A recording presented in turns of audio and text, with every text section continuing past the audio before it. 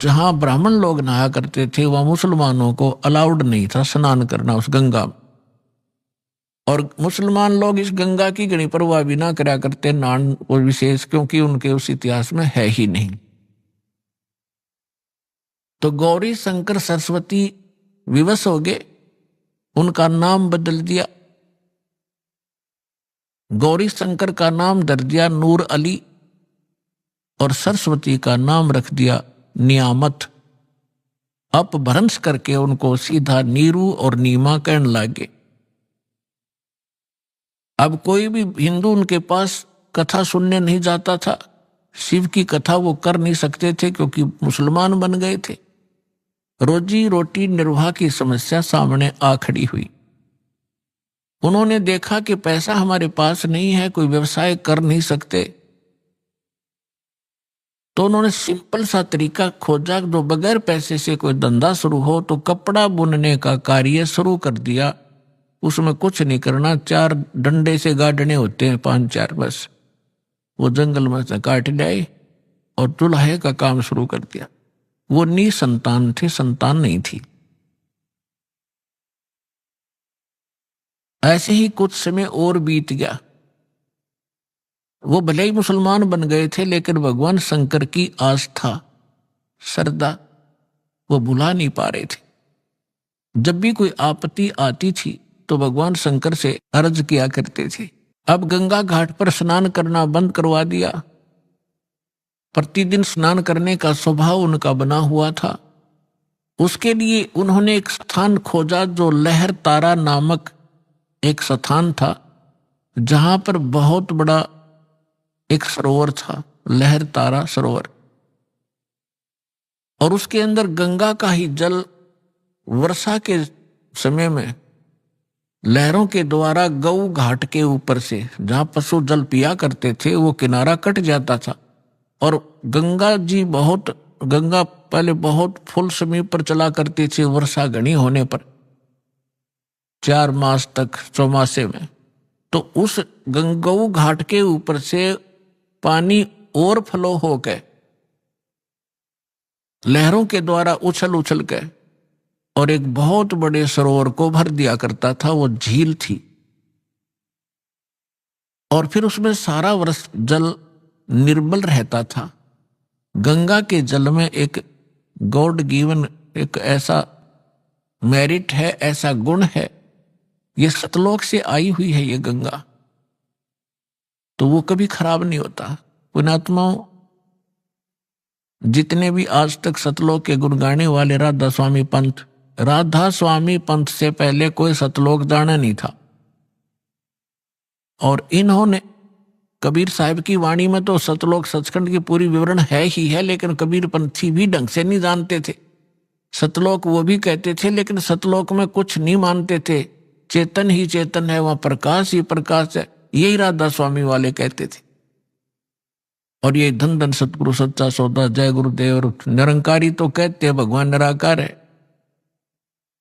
और किसी हिंदू से पूछ ले, किसी मुसलमान से पूछ ले, किसी इस सिख या ईसाई से पूछ ले, परमात्मा को वो निराकार बताते हैं। अब सच्चाई, जिन महापुरुषों ने भगवान को देखा, फिर इस दास पर रजा हुई। अब वहां क्या सारी सृष्टि ऐसी है जैसी यहां पर है? ये डुप्लीकेट है और वो ओरिजिनल है। वहां पर ये 5 तत्वों से बना हुआ कोई मटेरियल नहीं है, एक तत्व से बना हुआ। जैसे 5 तत्वों से यहाँ ये शरीर बना हुआ है, अब इसमें कोई तत्व दिखाई नहीं देता, दिखता ये 5 तत्वों से बना है। मृत्यु के उपरांत इसको जब सभा किया जाएगा, ये अपने अपने तत्वों में बट जाएगा। इसी प्रकार वहां एक तत्व से सारी सृष्टि, सभी पदार्थ एक तत्व से, काजू किस्म सेब संतरे ये अनार एक तत्व से, हमारा शरीर एक तत्व से, तो वहां केवल एक नूरी तत्व से ही बना हुआ होता है। तो जो अमर सरोवर है वहां से सतलोक से ये गंगा आई है। परमात्मा ने एक सैंपल भेजा है कि हमारे लोक में ऐसा मटेरियल है, ऐसा पदार्थ है जो कभी खराब नहीं होते। और वहां तो लोक ही बहुत सुंदर है, वहां तो खराब होने का मतलब नहीं। और यहां इस गंदे लोक में 10 दिन में पानी में बदबू हो जाए। और यहाँ पर गंगा का जल खराब नहीं हो रहा, ये सतलोक से आया हुआ ये मटेरियल है, पदार्थ है। तो ऐसे दूधों की नदियां वहां सरोवर भरे हैं, दही के सरोवर भरे हैं, वहां पर शहद के सरोवर भरे हैं, हर तरह के पदार्थ हैं। और सदाबहार फल हैं, सदाबहार वृक्ष हैं, सदाबहार वहां पर ये बेल बूटे हैं, लता हैं। तो पुण्यात्माओं प्रसंग चल रहा है, वहीं पर आते हैं। तो नीरू नीमा सुबह सुबह उठ करके प्रतिदिन उस लहर तारा नामक तालाब में स्नान करने के लिए जाने लगे। रूटीन बना हुआ था, गर्मी का मौसम था, ज्येष्ठ सुदी पूर्णमासी, गर्मी का मौसम। और उस दिन परमात्मा अपने वचनानुसार, जैसे सुदर्शन जी से कहा था, बेटा तू चिंता ना करे, मुझे टाइम तो कितना लगे तेरे माता पिता को मैं पार करूंगा। जिस कारण से वो बोला, भगत सुदर्शन यहाँ की इच्छाओं को त्याग सका, नहीं तो उसके गल में या एक फांसी और गल गई थी। यही बहुत थी उसको यहाँ काल के लोक में फंसाने के लिए। लेकिन पुण्यात्माओं परमात्मा कहते हैं,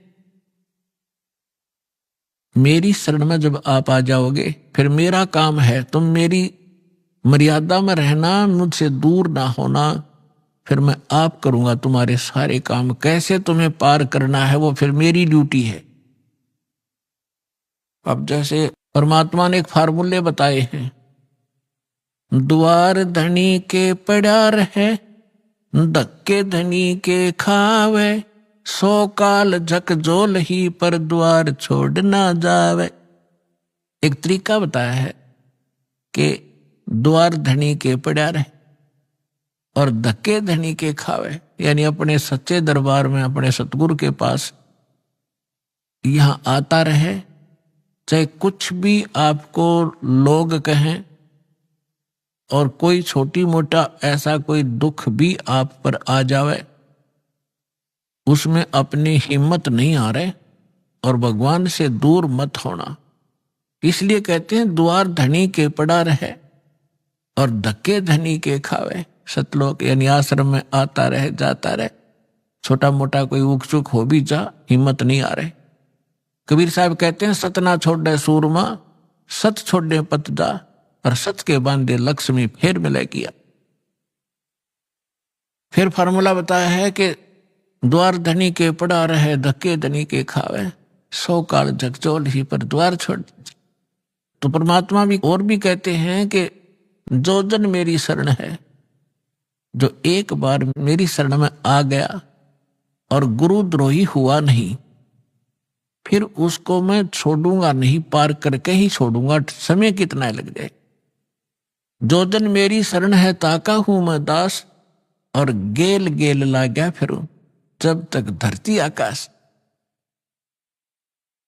तो पुण्यात्मा, अब परमात्मा ने अपना वचनानुसार उनको निकालना था। यदि वो ब्राह्मण बने रहते, उनमें अभिमान की कमी नहीं थी, और जहां अभिमान है वहां भगवान मिल नहीं सकता उन व्यक्ति को। आज से 600 वर्ष पहले ब्राह्मण वर्ग एक बहुत ही उच्च कोटि के माने जाते थे। इनको हमारे क्षेत्र में दादा नाम से पुकारा जाता था, चाहे छोटा सा बालक हो, और बहुत बड़ी महिमा थी इनकी। उस समय परमात्मा ने पहले तो उनकी वह मरोड़ काटी, वो बनाए मुसलमान, उस ब्राह्मण कुल से हटाया। अब वो बेशक मुसलमान बने हुए थे, लेकिन वो तो एक सिंपल मैन थे, गुजारा करते थे अपना, जैसे भी नमाज नमूजों ने बता दी वह कर रहे थे, लेकिन अंतःकरण उनका टूटा हुआ था, उनके अंदर कोई अभिमान नहीं था। तो परमात्मा ज्येष्ठ सुदी पूर्णमासी संवत 1455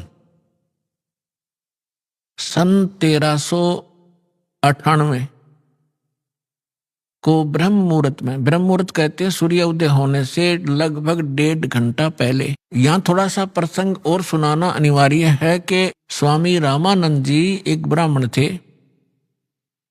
वो काशी के अंदर अधिकतर ब्राह्मण लोग जो थे वो ऊत भूत की पूजा करते और करवाते थे। सदग्रंथों, वेदों और पुराणों से वे दूर चले गए थे। उस महापुरुष ने आकर के वहां पुनः वेदों का, पुराणों का आदि श्रीमद् भगवत गीता का प्रचार करना शुरू किया जैसा उनको नॉलेज था। उन्होंने 1400 ऋषि बना रखे थे अपने चेले। उनको संत रूप में उनका एक पहचान बना रखी थी। वैष्णव परंपरा से जो दीक्षित होते हैं वो सारे उनको बाह्य आडंबर करवा रखे थे। लंबा तिलक लगाना, गले में एक तुलसी के मनिये की एक माला डालना, ओनली तुलसी के लकड़ी का एक मनिया होता है। इस प्रकार के आप लक्षण वाले को वैष्णव संत बोलते हैं। तो 1400 वैष्णव संत बना रखे, वो जगह जगह प्रचार किया करते थे। और जैसे रामानंद जी ने उनको साधना बता रखी थी वो साधना भी किया करते थे। उन 1400 ऋषियों में से एक ऋषि थे अष्टानंद ऋषि, और वो प्रतिदिन उस लहर तारा तालाब के ऊपर जाकर स्नान किया करते थे। और वहीं वो जंगल सा था, आसपास वन थे। पहले वन जंगल तो बहुत होते थे सभी जगह। वहां बैठकर वो सुबह सुबह स्नान करके अपने गुरुदेव जी द्वारा बताई गई साधना को वहां घंटों किया करते थे और प्राकृतिक सौंदर्य का आनंद भी लेते थे, शांत वातावरण में करते थे। उधर से अष्टानंद जी स्नान करके अपनी साधना करने के लिए मृगछाला बिछा के और बैठे थे। परमात्मा सतलोक से आए सशरीर एक शिशु रूप धारण करके, उनके शरीर का इतना तेज था। अष्टानंद जी ने देखा कि ऊपर से कोई प्रकाश का गोला सा आ रहा है। जो ही ऊपर को नजर उठाई, उसकी आंखें परमात्मा के उस बॉडी नूर को सहन नहीं कर सकी, आंखें बंद हो गई। जैसे हम सूर्य की ओर कभी देख लेते हैं गलती से, तो सूर्य के प्रकाश को हमारी चरम दृष्टि सहन नहीं कर पाती, हम आंखें बंद कर लेते हैं।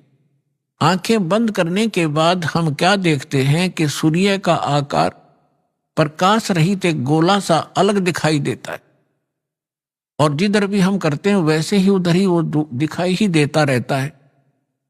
इसी प्रकार जब उस अष्टानंद जी की आंखें बंद हुई, उसने क्या देखा, एक नवजात शिशु दिखाई दिया। प्रकाश रहित शरीर था उस बॉडी का, प्रकाश युक्त तो था ही, जैसे सूर्य प्रकाश युक्त तो उस समय भी था, लेकिन उसके बाद केवल उसका प्रतिबिंब ही दिख रहा था। कुछ देर के बाद उसने आंखें खोली और बंद करी, फिर देखा कि वो प्रकाश उस लहर तारा तालाब के दूसरे कोने में जाकर और सिमट गया, और उसकी आंखों के सामने जो प्रतिबिंब था वो एक बच्चे का सामने घूम रहा था। अब अष्टानंद जी ने सोचा कि ये मेरी कोई भक्ति की उपलब्धि है या मेरे साथ कोई ये देव ने या किसी प्रेत ने, पितर ने कोई ऐसी घटना कर दी। उसने सोचा कि अपने गुरुदेव जी से, स्वामी रामानंद जी से इसका समाधान चाहूंगा। तुरंत उठकर चल पड़ा, साधना त्याग दी। अब उधर से नीरू और नीमा प्रतिदिन वहां स्नान करने जाया ही करते थे। अपनात्मा परमात्मा उस नीरू नीमा को संतान दे सकते थे, इतनी दे देते कि हाथ जुड़वा देते, बस करवा देते उनकी। लेकिन कहते हैं ना, समाज के विचार और भगत और जगत के विचारों में बहुत अंतर हो जाता है। इसी कारण से जगत और भगत का विरोध रहा है। जगत जो परंपराएं निभा रहा है वो भक्त उनको निभाकर आगे बढ़ नहीं सकता। भगत के विचार शास्त्र अनुकूल होते हैं, जगत के विचार अपनी परंपराओं पर आधारित ही रहते हैं। अब यहां समाज तो ये कहता है, पहले तो बहुत बुरा हाल था, जिसका कोई पुत्र ना हो, संतान ना हो, तो ऐसी धारणा बन रखी थी हमारे अंदर कि सुबह सुबह उसके दर्शन भी नहीं करने चाहिए, वो मनहूस व्यक्ति है। ये तो है जगत के विचार। और हमारे सूक्ष्म वेद में परमात्मा का दिया ज्ञान वो क्या कहता है कि जिनका संतान नहीं है वो बहुत ही खुशकिस्मत वाले व्यक्ति हैं। अब यहां बात बिगड़ती है कि ये क्या मतलब होया भाई, जिसका संतान नहीं है वो घणे अच्छी किस्मत वाले हैं और जिनका संतान है वह माड़ी किस्मत वाले। ये 100 की 100 सत्य है। लेकिन जो भक्ति नहीं करते वो चाहे संतान वाले हों और चाहे बिना संतान वाले हों, दोनों ही कर्महीन हैं। और जो शास्त्र अनुकूल भक्ति त्याग कर मनमाना आचरण भक्ति भी कर रहे हैं तो भी यूजलेस है, वो भी कर्महीन है। शास्त्र अनुकूल साधना परम संत से प्राप्त करके फिर चाहे संतान वाले हों और चाहे ना संतान वाले हों, दोनों ही खुशकिस्मत है। अपन आत्माओं इस अध्यात्म ज्ञान को अच्छी तरह समझना। अब बिना संतान वाले क्यों खुशकिस्मत हैं? पुणात्माओं, परमात्मा का उद्देश्य आपको इस गंदी दलदल से निकालना है। और आपने जो ज्ञान सुना है, जो परंपरा और जो विचार सुने हैं, उस दलदल में फंसे रहने के ही सुने हैं और उन्हीं को आप फाइनल और सत्य मान बैठे हो। एक बार सुखदेव ऋषि जी 12 वर्ष तक अपनी मां के गर्भ में रहे। वो बाहर नहीं आए क्योंकि गर्भ के अंदर बच्चे को अपने पूर्व जन्म के संकट और आने वाले इस जन्म में जो लिखे हुए हैं वो सारे याद रहते हैं कि के दुख आएंगे तेरे ऊपर बाहर जाते। जिस कारण से उसने गर्भ से बाहर नहीं आया, वो 12 वर्ष के बाद ब्रह्मा विष्णु महेश तीनों ने आकर उससे कहा, सुखदेव तू बाहर आ जा, ये परंपरा खराब मत कर। तब उसने कहा था कि आप के अंदर से निकल रहे ये तीनों गुण, क्या त्रिगुणमयी माया बाहर आते ही अचेत कर देती है, शुद्ध बुद्ध भला देती है। आप अपनी माया को रोको। अब इन्होंने कहा कि देखो इस माया को रोकना हमारे बस की बात नहीं है, ये तो हमारे अंदर गुण भर दिए भगवान ने, लेकिन हम कुछ क्षण के लिए सांस घोट सकते हैं, नहीं तो हमारा शरीर फट जाएगा। ये इतनी देर तक, बस इतनी देर, फ्रिक्शन ऑफ सेकंड हम इसको रोक सकते। तब सुखदेव जी ने कहा आप इतनी देर रोक दो। कहते तीनों देवा थम भी माया, उदर गर्भ से बाहर आया। अब क्या बताते हैं, सुख दे सुख में उपजे, राई सिंह समोय, नौ नाथ और सिद्ध 84 संग उपजे थे दोए। अब हम और प्रकरण ना बढ़ा करके आपको जो उद्देश्य है उसको सुनाते। पुणात्माओं, सत्संग ध्यान सुना करो। आप कोई 2000 किलोमीटर से आ रहा है, कोई 1500 किलोमीटर से, कोई 800 किलोमीटर से, कोई 500 से, कोई 400 से, और यहां आकर भी आपकी अटपट खटपट नहीं मिटती, फिर आने का फायदा क्या हुआ? अरे 2-2.5 घंटे आप हम फिल्म देखा करते पहला, जब इस मार्ग पर ना लगे थे। एतवार के अंदर क्या स्कीम बनाया करते कि VCR लाओगे किराए पे, 100 रुपये लगेंगे और 3 फिल्म लाओगे 3-3 घंटे की हैं, और शाम में चला देते 7 बजे। सारी रात आंख पाड़े बैठे रहते, ना नींद आती ना उठ कर जानने जी करता, 9-9 घंटे। तो कोई और वो जब बैठे रहते, अरे भगवान का अमृत बरसे, 5 मिनट में इधर उधर भागना शुरू कर दे, काहे के भगत है। ठीक है किसी कोई, क्योंकि यहाँ रोगी ज्यादा आते हैं, दुखी बहुत। आज कोई सुखी नहीं है संसार में, वैसे तो पहले भी नहीं था, पर ईब तो कर टूट रहा सबके ऊपर। तो यहाँ प्रधानमंत्री बना बैठा और कोई न कोई बीमारी लिए फिर रहा, वो भी तो किसी ना किसी रोग से वो ग्रस्त है और भयंकर रोग है उसके। ठीक है, उसका ट्रीटमेंट करने वाले साथ साथ रहते, इसलिए वो थोड़ा घिसट रहा है। तो कहने का भाव ये है, वो बात अलग है, कोई बीमार है वो जाओ, बाथरूम भी जाना पड़ सकता है उसको, और कोई जड़ी बूटी लेने भी जाना पड़ सकता है, लेकिन ज्यादातर ध्यान दो सत्संग सुनने। आज जो प्रसंग चल रहा है कि सुखदेव जो था वो बाहर आया, बाहर उसको आने से उस माया का प्रभाव नहीं बना और उसको अपने भविष्य की याद बनी रही और पिछला इतिहास याद रहा। जब वो 12 वर्ष की उम्र का मां के गर्भ से निकला, मां के गर्भ से निकला जब तो छोटा था, बाहर निकलते ही वो एकदम 12 वर्ष की आयु जितना शरीर उसका एकदम उभर गया। तो क्या अब सुखदेव ऋषि के पिता थे वेद व्यास जी। वेद व्यास जी ने देखा कि बेटा हो गया और उसको पता चलते ही वो दौड़ा दौड़ा आया। तब तक सुखदेव उठकर चल पड़ा। व्यास जी ने कहा कि हे बेटा, हे पुत्र, बैठ जा, रुक जा। तब उसने कहा, देखा नहीं अपने पिता की ओर, चलते चलते कह रहा है कि एक लेवा एक देवा दूतम, ऋषि जी कोई किसी का पिता नहीं पूतम, ऋण संबंध जुड़ा एक ठाठा, अंत में सब 12 बाटा।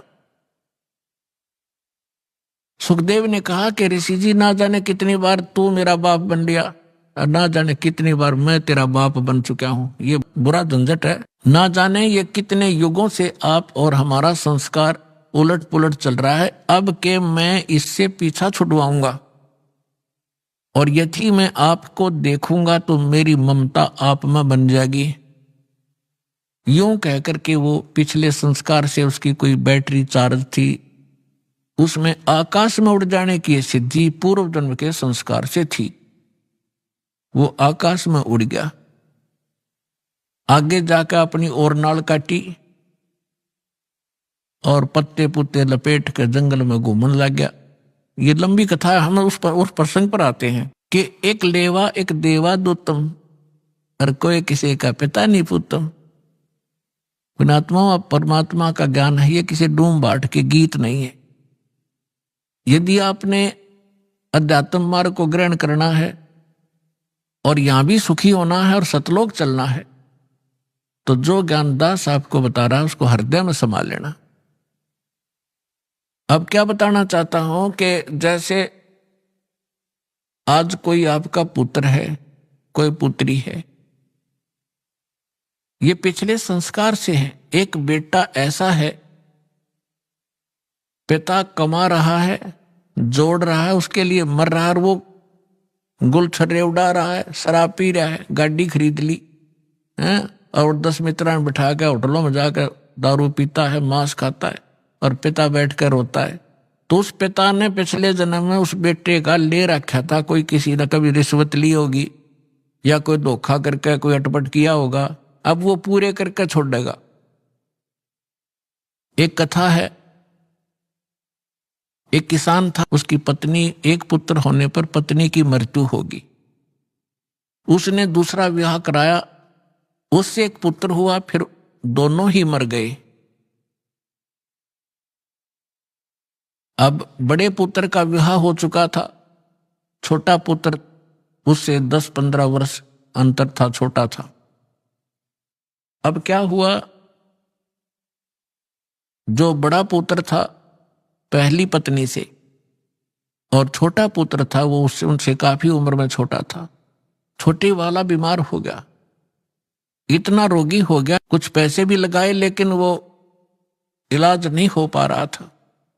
किसी ने बताया कि वहां ले जाओ, एक बहुत बड़ा वैद्य है लेकिन पैसे लेगा 5,000 रुपये। उसमें 5,000 रुपये आज के 50 लाख के बराबर। तो उन्होंने सोचा, दोनों पति पत्नी ने विचार किया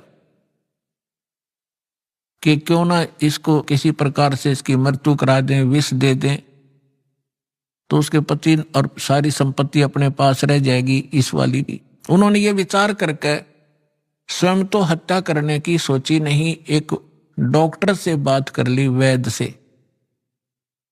कि भाई आप ऐसे करो, इसको विष दे दो। उसने कहा मैं 500 रुपये लूंगा और किसी का शक भी ना होगा, 2-4 दिन दवाई देता रहूंगा और फिर मैं इसका काम तमाम कर दूंगा। अब उसने 500 रुपये लिए उस समय। उन्होंने सोचा 500 में पीछा छुट्टा ही तक, तो उसने 500 रुपये लेकर उसको विष दे दिया। वो लड़का मर गया। तो ग्रामीणों ने, रिश्तेदारों को पता था कि भाई बहुत दिनों से बीमार चल रहा था, मृत्यु होगी, बात समाप्त हुई। और वो दोनों पति पत्नी खुशी का ठिकाना नहीं, बड़े भाई का और उसका भाभी का। 1 वर्ष के बाद उनका एक पुत्र प्राप्ति हुई और गुणा खुश हो गए कि सारी संपत्ति के वारिस बन गए। अब उस इकलौता पुत्र उसको खूब अच्छा घी दूध खिलावे, लाड से पाले पोसे। घने दिनों में वो गाभरू हो गया, जवान हो गया। युवा होते ही उसका विवाह कर दिया। विवाह होने के उपरांत कुछ समय के बाद वो लड़का रोगी हो गया। अब पहले तो भाई था, उस पर पैसे लगाना अनिवार्य नहीं समझा। अब पुत्र बीमार हो गया, उसको ना जाने कहां कहां ले गए, जिसने जो मांगा वही दिया। यहां तक कि आधी जमीन को भी सेल करना पड़ गया, वह भी बेच दी। लेकिन लड़के का जो स्वास्थ्य गिरता ही चला गया और अस्थि पंजर की तरह चारपाई पर पड़ा पड़ा अंतिम सांस गिने। उसका पिताजी साथ बैठा था। उस लड़के ने कहा कि भाई साहब, अपने पिता से बोला, भाई साहब मेरे कफन और लकड़ी की तैयारी कर। अब उस व्यक्ति ने सोचा बच्चा ज्यादा रोगी हो गया और एकी बैकी बात कर रहा है। उसने कहा बेटा मैं तेरा बाप हूं, मैं तेरा पिता हूं। वो बोला, लड़का बोला तू मेरा पिता नहीं, तू मेरा भाई है। और सुन, मैं तेरा वो भाई हूं जिसको तूने विष देकर मारा था। और भले पुरुष, मेरा हिसाब बराबर हो लिया, आधी जमीन तूने बेच दी मेरे इलाज पे। अब मेरा तेरा लकड़ी और कफन का हिसाब बैलेंस है, वो तैयारी कर ले बस चुपचाप। अब वो हक्का बक्का रह गया, उसने अपने किए कर्म की याद सारी आ गई। तो उस व्यक्ति ने कहा कि भाई साहब एक बात बता, ठीक है मैंने जैसा जुल्म किया, क्योंकि तो इकलौता पुत्र, आगे संतान नहीं, मेरा तो कुल नाश भी हो गया। लेकिन एक बात बता, हमने तो जो बुरा किया फल मिल गया। अब ये तेरी पत्नी है, इसने क्या बुरा किया था, अब जिंदा जलाई जाएगी तेरे साथ, क्योंकि उस समय सती प्रथा थी, पति के साथ पत्नी को कंपलसरी जला दिया करते जिंदा। तब उसने, लड़के ने कहा कि वो वैद्य कहाँ है जिसने मुझे विष दिया था। उसके भाई ने बताया कि वो आपके 4 वर्ष बाद अचानक हार्ट अटैक होकर मर गया था। तो उसके लड़के ने बताया कि ये वो मेरी पत्नी वो वैद्य है, अब यह जिंदा फूकी जाएगी। इस दुष्ट ने 500 रुपये के लालच में ऐसा जुल्म किया था। तो पुण्यात्माओं, परमात्मा कहते हैं एक लेवा एक देवा दूतम, या कोई किसी का पिता नहीं पूतम। ऋण संबंध जुड़ा एक ठाठा, अंत में सब 12 बाटा। अब जो प्रसंग चल रहा था कि जिनके संतान नहीं है वो उनका बैलेंस खत्म हो गया है, किसी के साथ संस्कार उलझ नहीं रहा, उलझेड़ा नहीं रहा उनका। और हमारे समाज में ऐसे ये लोक वेद दंत कथा ऐसी बना रखी है कि जिसका संतान नहीं उसका के जीना, उसकी शकल भी ना देखो। अपने आत्मा, जो बहन और जो भाई जिसका संतान का संयोग नहीं है, यानी वो कति क्लियर है, उनका कोई एक दूसरे से लोन नहीं है। अब लोन नहीं है तो जानबूझ कर भगवान भी लोन फंसावे नहीं उनका। वो आपको हर पहलू पर ज्ञान देंगे, लेकिन अब जिस विषय पर चल रहा है यही बताएंगे। अब जैसे क्या होता है, इंसान तो कुछ दिनों के बाद संतोष कर लेता है कि भाई चलो भगवान ने जैसा संस्कार दिया हमारे भाग्य में ना होगा। लेकिन बहन, उसकी पत्नी को संतोष नहीं होता। अगर होता है तो अड़ोसी पड़ोस के रिश्तेदार की माताएं बहनें आकर उसको जीर्ण नहीं देती, कोई ना कोई आकर आटपकेगी आवेगी मनमाने कोई उधारा सामान मांगने और चर्चा चलावेगी नो के बहू का कोई बालक नहीं हुआ। हे भगवान, एक जातक तो चाहिए था, बता के जीना बिना संतान के, क्यों कर टाइम पास करे। तो वो ना चाहते हुए बेचारी दुखी हो जाती है उनके आपस की वार्ता सुन के। तो उसको प्रबल प्रेरणा हो जाती है चाहे हुक एंड क्रुक किसी प्रकार भी बालक हो, और बालक संस्कार में है नहीं तो उसकी अंत में तड़फ उस माई की जिसके बालक नहीं होते, इससे वियोग में मर जाती है। भगवान, एक मेरा संतान होती तो संसार समाज में भी सुखी होती, औरों की तरह मेरा भी इज्जत होती, वो मर जाती है। इस काल ने ऐसा जुल्म कर रखा है हमारे साथ। अब कहते हैं जिस भी इच्छा को लेकर मरता है ये काल फिर उसकी बिरान माटी करता है। उस बहन को अगले जन्म में वो कुतिया बनावेगा और फिर न्यू कहेगा ले तू नरी संतान जाम ले, 8 कट्ठे पैदा कर ले, अब छक ले पैदा कर करके, क्यों दुखी हो रही थी। अब परमात्मा कहता है इस झंझट से पीछा छुटवा लो। अगर आप समाज को देखकर चलोगे भक्ति मार्ग पर नहीं चल सकते। हमने परमात्मा पाना है, सतलोक जाना है, तो जैसे भगवान रखे ऐसे ही रहना। अब थोड़ा सा यहाँ प्रसंग और बताना पड़ेगा, क्योंकि प्रथम बार जो भक्त आते हैं जिनका संतान नहीं है उनको कुछ संतोष तो इस उदाहरण से होगा, लेकिन वो चिंता ना करें। यदि आपने यो उलझेड़ा करवाना है तो वो भी कर देंगे भगवान, क्योंकि आप शरण में रहना, उनको मालूम है कि शरण में रहेंगे तो वो उस संस्कार को जो मालिक जोड़ेगा वो फिर अपने ही हिसाब से उनको पार भी कर देगा। जैसे अभी दास ने कहा था कि परमात्मा की शरण में जब आ जाते हैं भगवान फिर कहता है कि तुम मेरे अनुसार चलते रहना, फिर मैंने देखना तुमको कैसे पार करना। जैसे सुदर्शन जी की इच्छा बन गई कि मेरे माता पिता पार हो जब बात बने।